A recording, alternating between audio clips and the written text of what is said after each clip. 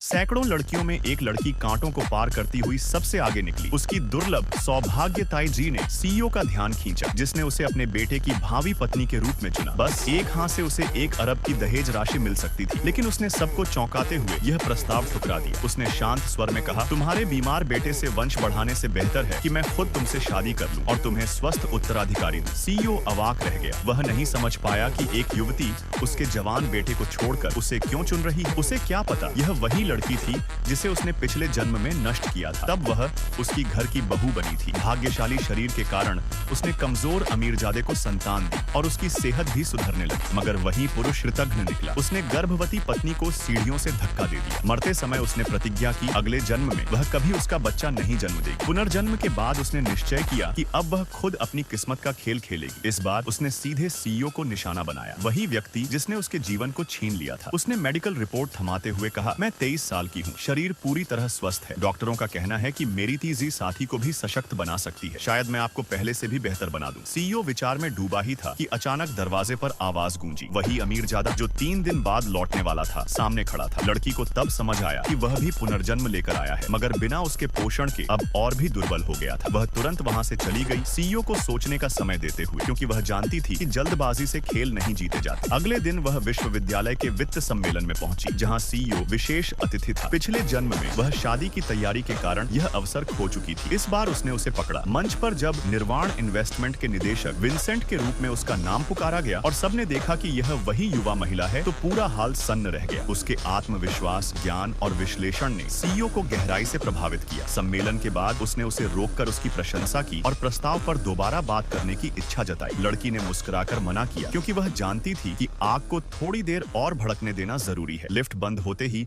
उसने मन ही मन गिना, 3, 2, 1 और दरवाजा फिर खुला। सीईओ वापस आया, उसे डिनर के लिए आमंत्रित किया। खेल उसके नियंत्रण में था। अगले दिन दोनों ने शादी का प्रमाण पत्र लिया और साथ रहने। समारोह के दिन लड़की सबके सामने आई। अमीरजादा ने उसे अपमानित करने की कोशिश की, लेकिन मंच पर सीईओ ने दृढ़ आवाज में कहा, घुटनों पर बैठो और अपनी माँ से माफी मांगो। पूरा हाल स्तब्ध रह गया। लड़की मुस्कुराई और बोली, आज मैं अपने पति को एक उपहार देना चाहती हूँ, हमारे आने वाले उत्तराधिकारी, जुड़वां बेटा और बेटी। तालियों की गूंज के बीच सीईओ ने उसका हाथ थामा। पिछले जन्म की त्रासदी वहीं खत्म हुई, जहां उसने शुरुआत की थी। इस बार वह पराजित नहीं, विजेता थी।